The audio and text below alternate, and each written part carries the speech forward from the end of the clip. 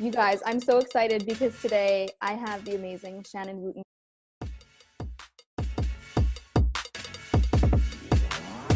So Shannon and I, we hit ends. We hit end. We hit the end. Yeah. We're like, okay, done. And then off camera, we just started talking about kind of the back end of business and really starting to understand, what really like building and scaling a business looks like versus just focusing on like the sales and marketing end and talking about money and accounting and all that stuff. And I just learned that Shannon is a project manager in her past life but you still do it. I still do it. Yeah. I still am a project manager. And we started talking about the importance of when you're coming into the entrepreneurial space, being things that we both didn't know, being learned about the accounting piece of your business, because it's like, okay, but you actually didn't have a 6-figure month. Like, how many people are you paying? What are the taxes on that? What is the cash you actually brought home? Mm-hmm. And we started talking about Tony Robbins, who I just totally own as like the oracle of life coaching, and his concept of burn the boat, which I completely support for the person that is cut out to burn the boat. I am not the person that is cut out to burn the boat, because when I start getting into a place where I'm freaking out about my finances, I'm not able to show up creatively and authentically in a way that's easy and allows flow for my business, which is where I am the most creative. When I am in my nurturing space, like I can fucking rock a checklist all day long. I can get into my masculine energy like no one's business and just tackle a to-do list and crush it. But where I am actually able to relate to people is in my creative flow. And I can't balance and kind of have harmony between the masculine and feminine energy when I'm in desperation. And when I'm in desperation is where I come from a place of lack. And when I'm coming from a place of lack is when I'm worried about money. And so for me, burning the boat didn't make sense. The idea of, I'm just gonna, quit and take this leap did not work for me. It did not work for my marriage. It didn't work for my relationship or my mortgage or any of these things that I have. So I think that these days it's very popular to advertise our sales and the fact that we're quitting our jobs, but it's not to negate the fact that I have women coming to me that I'm turning away who want to coach with me, where they're going to put their coaching sessions with me on a credit card, and yet they don't have the money to pay their monthly bills every month. And I can't in good conscience say, yes, go ahead and do that. I support you. And believe me when I say to you, I believe that you can do anything. But if you're telling me that you're crying every night and your husband and your relationship is just dwindling and your clients are leaving you left and right, and I feel obligated to say to you, where is your desperation coming from? And they're saying that I can't pay for anything in my life. I can't buy groceries, and yet I'm going to put $2,500 on a credit card to pay you monthly for your coaching.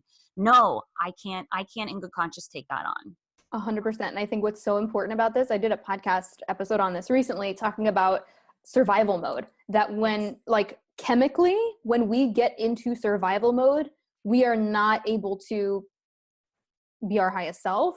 Our brains are not functioning at the optimal level. So when we're in that lower vibration state of fear and anxiety and fight and flight and survival, everything's a fucking problem. Oh, it's a mess. Everything's a problem because cognitively, your brain cannot function in the way that you need it to in order to be objective, in order to look at the bigger picture, and in order to find actual solutions. And some of us are addicted to survival mode, which I know I was like that the chaos of my life way back. Like I just loved being in that high anxiety. Like I would go to work and bartend and be like, I'm gonna just turn and burn, and I'm gonna make all these drinks. It's gonna be amazing. And my cortisol levels were I'm sure off the freaking charts because I was just constantly, and that became my emotional home, that I was in that constant state of anxiety. And so I think, and I know Tony Robbins talks about that, it's a big NLP concept of that's your emotional set point.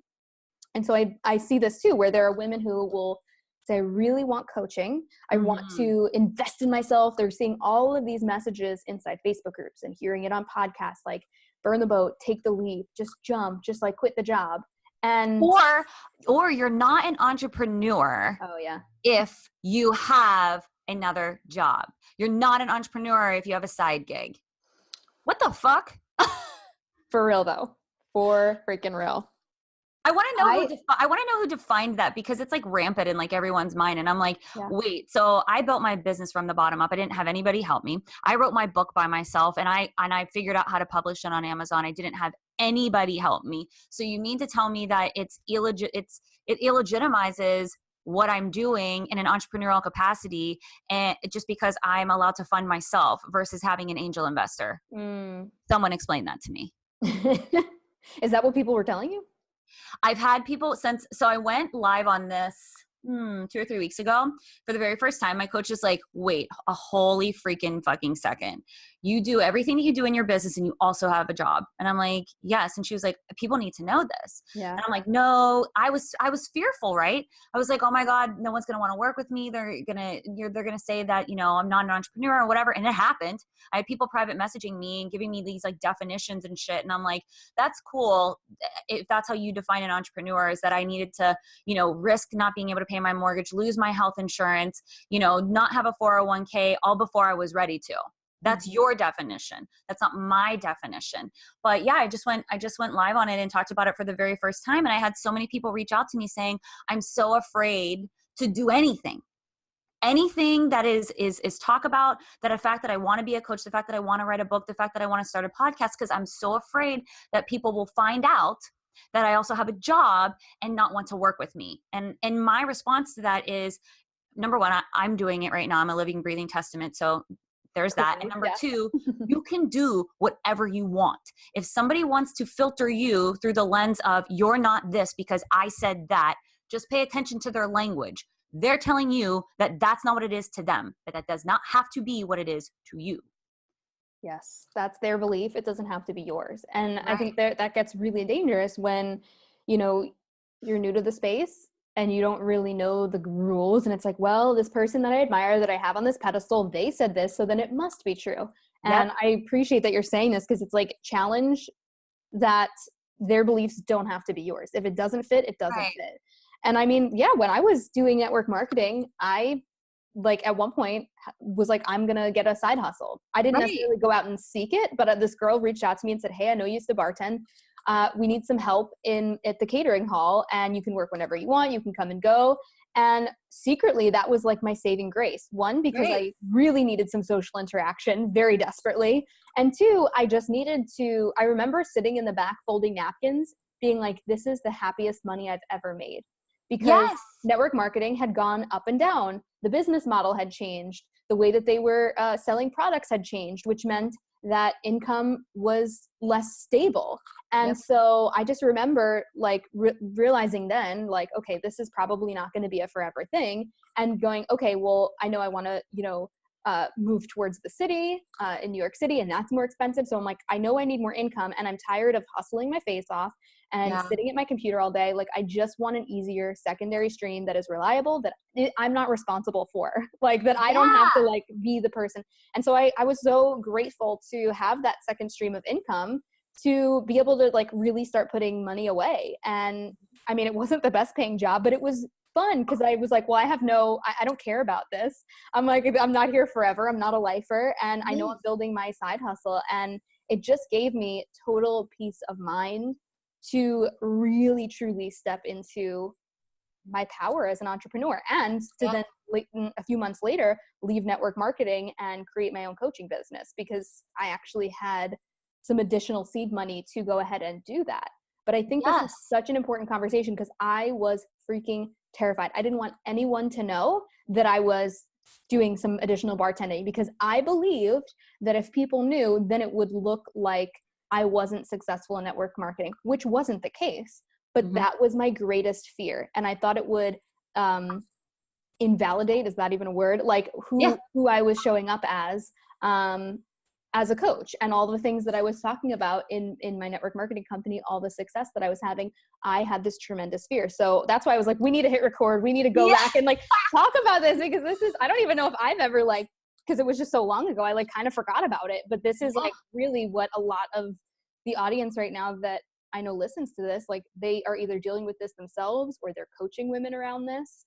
Yeah. And it's not to diminish the true bravery it takes to quit your job and, allow yourself to be your primary source of income. You're not having a salary come in, that's the X amount of dollars on time, the same time every week. And when your business gets to that way, hallelujah, this is amazing. Shout out to those people. But it's also not to diminish what it is that you're doing, if you have a side hustle, because I mean, publishing a book and the amount of money that it takes to do those things and to have a cover made and to, be able to get the copies out there, as well as, having photo shoots done and whatnot, and being able to do it with ease. There is no amount of money that I would put on that price tag to have my peace of mind. None. So I agree. I think that it's a part of this online space. It's like this facade, and people will see through it. Like if you are fake in any area of your life, or you're hiding in any area of your life, and you're kind of wondering like, what's up with that? There's some part of you that's energetically being diminished because you're just not being real. And it doesn't invalidate who you are as an entrepreneur and what it is that you do. It doesn't make you a bad coach. It doesn't make you, enticing to want to work with. It doesn't give you any less life or zhuzh of like, whoa, this woman is badass. If you are somebody who says, I know me, that if I were to burn the boat, I know that I would go down with the ship. It doesn't mean that you aren't an entrepreneur. It doesn't mean you don't have balls. It doesn't mean you don't have courage. It just means that you know yourself well enough to say, this is my way, and that's all I need to know.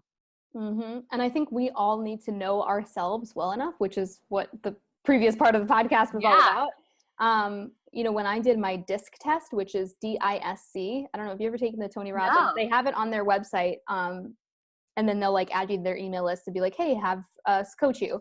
But it is for free. And that was incredibly eye-opening for me, because I realized, so they all mean different things. I can't remember what all of them are in this moment, but the last one, C, stands for like wanting to have a plan. And actually, let me just pull it up on Google. That way I can actually be accurate with this. I'm like, I can know what I'm saying right now.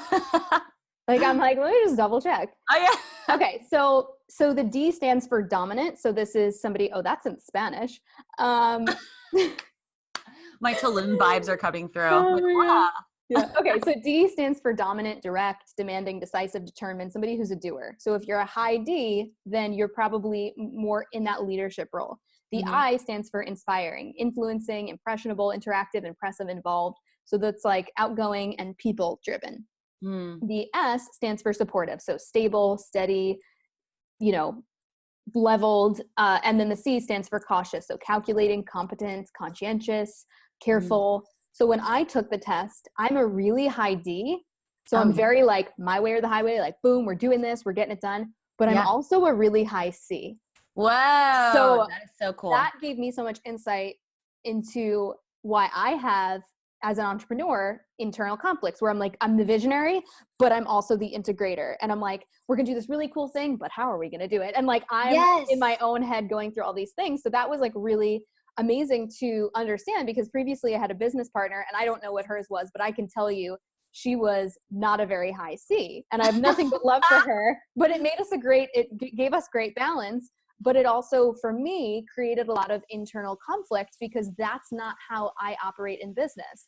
That's not how I show up. I'm not somebody that's like, tell everybody about the program and then we'll figure out how to build it after. I'm like, wait. I need to have some structure. We've got to have a plan in place before we dive headfirst into it. And both work. There's no right or wrong. What I'm getting at here is that the more that you understand your own personality type, your own values, and the things that drive you, the better you'll be able to sort through all of the messages that you get on social media from different Facebook groups and podcasts and coaches who are like, you have to do it this way. They are filtering the world through their belief system, through their personality. So you can like take what works for you, leave the rest. Whenever I'm coaching, I try to frequently remind people like, this is all for your consideration. So good. All for your consideration. If something really polarizes you against me, don't just necessarily throw it away. Look at it, see why it triggers you, and then maybe throw it away if you're like, no, that just doesn't align for me. Like it doesn't have to be one way or another. And the reason that we kind of got into this whole conversation to bring it back was because I had made a post a couple weeks ago. And I said, I'm just going to read it. I said, this may piss some people off. Better to be informed. A 6-figure launcher business does not mean Sally Sue puts money in her back pocket and goes skipping along on her merry way. When coaches choose to talk about their money, it's important as a consumer to take everything with a grain of salt. And I'm not saying this because people are intentionally trying to be deceitful. That's not what I'm saying. What I'm saying is what I have seen is that there is a lack of education in understanding how to talk about money from the lens of accuracy. So I said a 6-figure business, like, what does that mean? Does it mean when people are saying, join my program, buy my thing, buy my sales thing, like, what is your 6-figure business? Is it your sales since day one of the business? And are you a year in, 2 years in, 5 years in, 8 years in? Sales from your previous year, sales from the previous 12 months? Is it your business profit, which is your sales minus your expenses? Is it your business cash, which is minus expenses, minus operating, investing, and financing? Or is it your personal salary? And then, like, let's not even get into it. Like, then we've got taxes on top of that. I know. So, like, there's so many different things that people can mean. Like, I have friends who, you know, do $500,000 in sales. Another friend does $1 million in sales. And the one who did 500,000 in sales actually had a more profitable business. Right. And I remember having that conversation and that person being a little bit frustrated, like, you know, it's not all about the $1 million launches if you're spending half that money in advertising and in a team and in all these things, because I have a, like, less desirable business on paper because everyone's so obsessed with sales, but I'm actually keeping more of my money, which is, like, what makes a business run at scale. Totally. And so then that was how we got in this conversation. Then you were like, oh my God, I love talking about this. I'm a project manager. And I was like, wait, we have to keep going because this is so good. We, like, just did a whole nother podcast. It's fine. I know. Well, I'm literally going to make this, like, Shannon part 2. Yay! Like, it's going to be a whole So separate good. podcast. This is so, because this is such an important conversation, and it's something that's been on my mind to hit record and do this as, like, a live video or a podcast or something. Yeah. But I'm so glad that, like, we got to do this together, because you come in with a whole other level of expertise in this area. Yeah. And it's not to say, like, look, that I don't look at, you know, I love what you said, like, take what you want and leave the rest. Like, it's all for your consideration. I just want everybody to be mindful. Like, we just keep saying, like, mindset before strategy, right? But strategy is obviously important. Like, if you're running a business, like, You need to run know your your numbers. business. Yeah, know your numbers. Like, whoa. I'm like, watch Shark Tank. Like, you go on Shark Tank, they're like, do you know your numbers? Boom, you're not running a business if you don't know your numbers. But yeah, we look at these people and we put them on pedestals once we see the, you know, sparkly words on social media or, you know, on ad space that you're being just kind of, like, solicited with through Facebook of what these people are launching at, and, like, oh, I sold out, and, like, they may very well be selling out, and they may very well be having, you know, 6-figure launches in sales.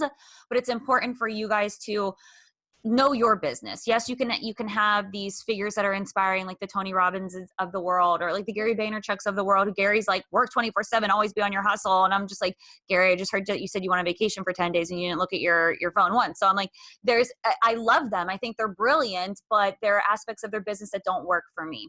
Yeah. And there are aspects of others people's, you know, businesses that I look up to and admire, and talking about their money so fluidly online. But it's like, there is this emulation factor that people want to get to that puts you in desperation mode. Like you were talking about the disc test, which I'm totally going to go take after this. I'm like, I think I'm a high D and a high C as well. But yeah, looking at how your business needs to run for you, not holding these people up on a pedestal and feeling like you're not accomplishing anything if you're not doing it their way. Know your business, know who you are, be about your business, and, you know, start using yourself as your person that you want to look up to. Ooh, that's so good. That's so freaking good. I do want to jump back to, there was something else you said before talking about, there's so many things. So, like, my brain is like, one thing you said was like, what was it? I made a post about this not too long ago, that your value is not determined by the amount of money or your value as a coach. Your value as a coach is not determined by the number of clients that you have. It's not determined by the sales that you have at the end of the month. Those two things are completely separate. That's your skills and abilities as a coach and your skills and ability as a marketer. Those are two different things. So you do want to learn how to become a great marketer, because otherwise you're going to be the internet's best kept secret, right? Which the world needs you. So, like, you need both. Totally. But also, don't you dare discredit what you're doing just because you're not having launches like so-and-so. Yeah. Or that you have, you know, 150,000 followers on your Instagram feed. Like, because at the same time, when I hear people talk about that, I say it very matter of fact to my clients who I love very much. And I always say to them, hear my heart when I say this to you, but how dare you undermine the fact that you have 2 clients?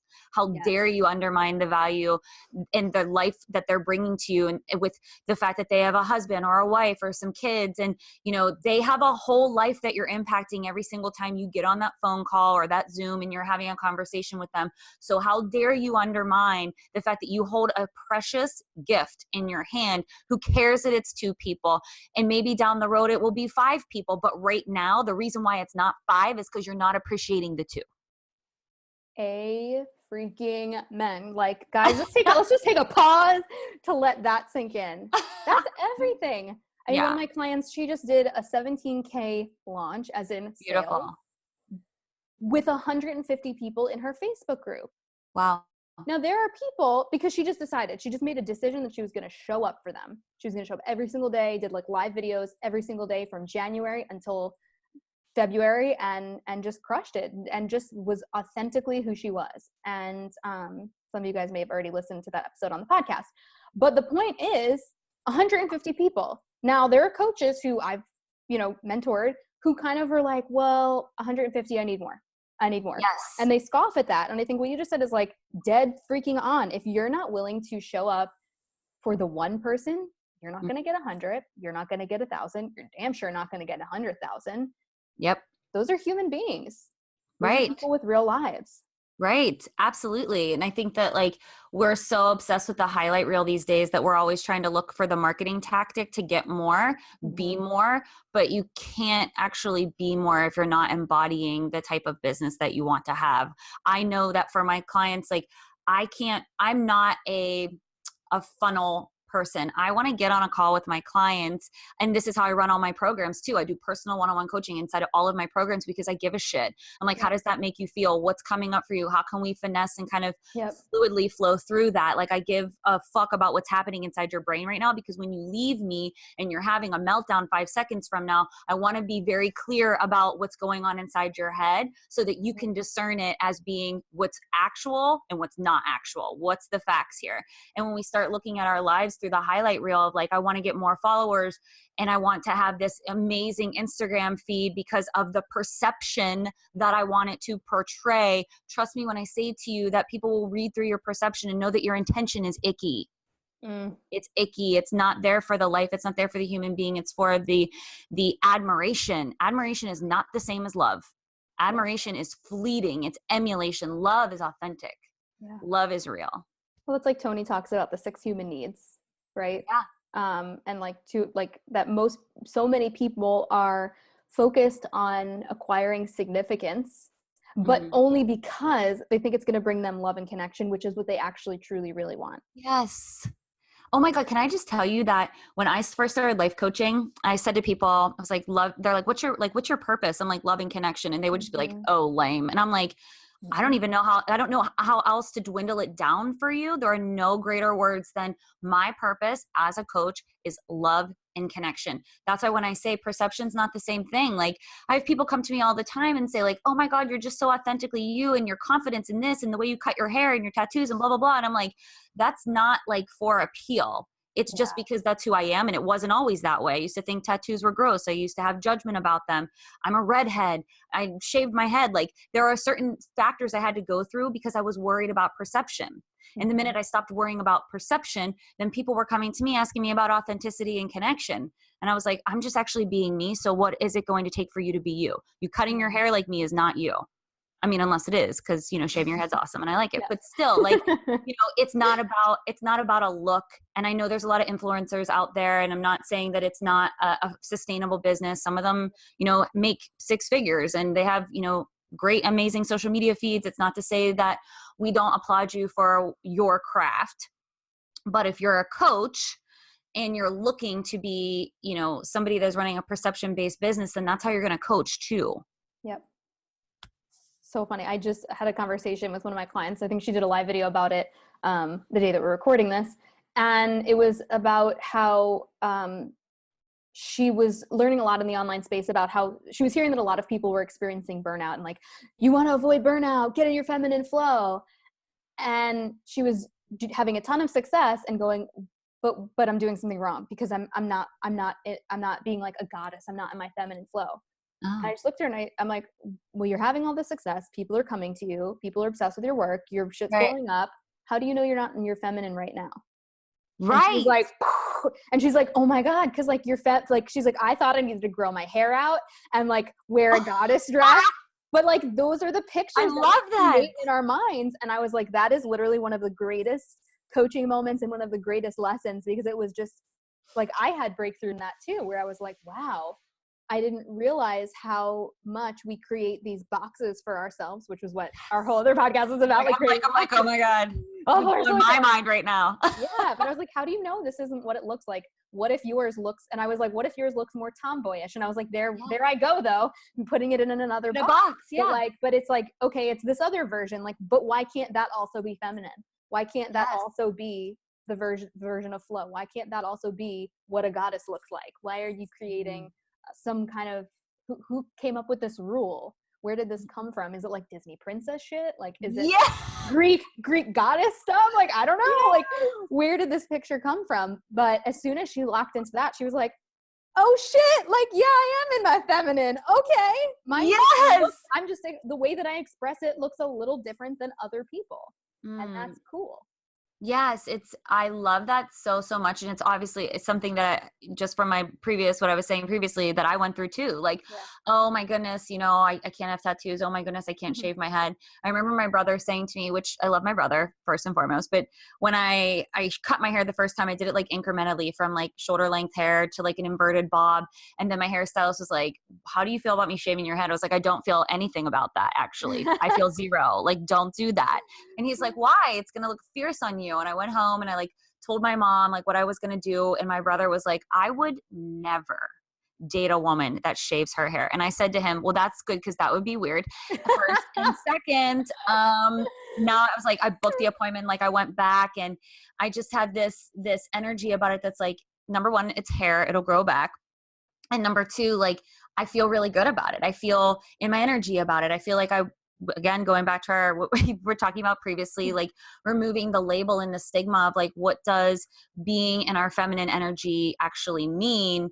And I think that some of the women that I coach, they're like, well, I just want to be in my flow. And I'm like, but you're not getting anything done. Your flow is causing you to be like a feather floating from place to place. Like, you need to be able to have harmony between your masculine and feminine energy if you're trying to run a business. So you shaming the fact that you have a to-do list and things that you need to get done, and you shaming that, you can't go and have a manicure every day, or, whatever you're making a feminine mean, is causing you to not really run a business. You're just kind of pretending.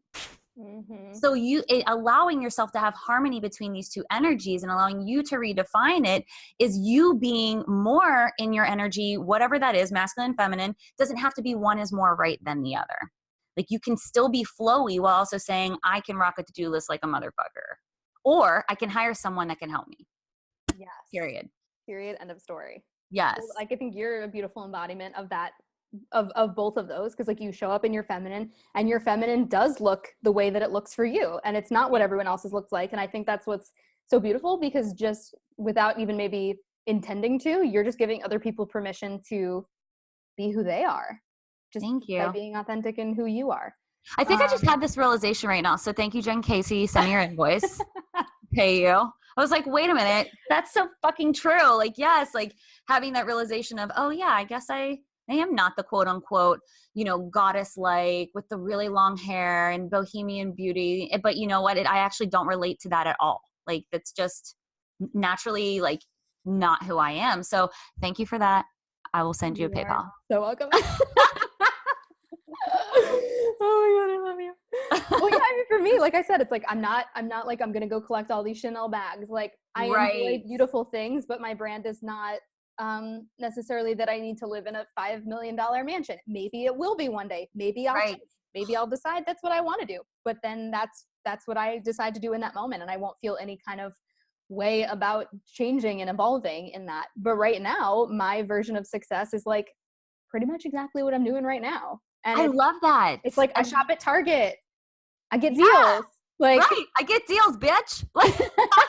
I love that you said that too, because I think that when we get into like my brand, like my business has I don't know, changed so many times. I'm like, yeah, that's not it. That's not it. That's not it. Right. And then allowing myself to, yes, no, at the heart, what I want to do and coach people around, emotional freedom and mindset shifts, like self-confidence, all that stuff. But, I have rediscovered who I am and continue to rediscover who I am. And very similarly, like I don't own a Chanel bag right now, but that don't mean that I won't want to have one someday. It doesn't mean that I won't want to drive in a 1967 Shelby Red Mustang versus, a Ford Fusion. It doesn't mean like all these things like are just, I look at it as like iterations of who we are. They're not inauthentic. It's not that I'm out of integrity. It just means I allow myself the space to morph and grow.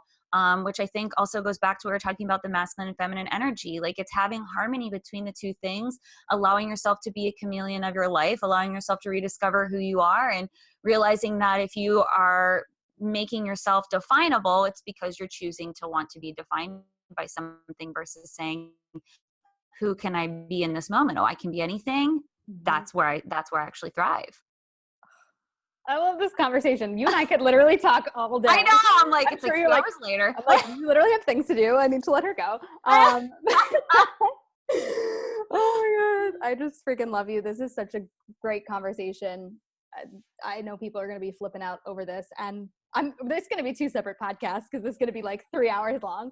I think it's fine. We just did a mini summit today. You're welcome. Oh my God, so good. Oh my God, I love it so much. Me too. Thank you. Well, thank you so much for hanging out and continuing to hang out and letting me hit record again. Yes. To share your wisdom and magic, because this is just so fun. Yes, speaking life into my soul. Thank you. Thank you. Likewise. Okay, so for this one, if people have only listened to this one, you guys need to go and listen to the other podcast that we just released with Shannon. Yes. Where can people go to learn more about you? Oh, okay. Yes. At Shannon Wooten on Instagram. The gram is my favorite, or same Shannon Wooten on Facebook. Lifewithshannon.com is my website. And you can catch me every Monday and Friday with my co-host Olivia Celine on the Soul and the Raw podcast. Woohoo! All right. Yay! Thank you so much for being here. I freaking love you. I can't believe we just did like 2 back-to-back podcasts unintentionally, but this is amazing and just such an amazing conversation. I feel lit on fire just from hanging out with you. So thank you. Thank you. I love you. Love you. All right. Bye guys. We'll talk to you.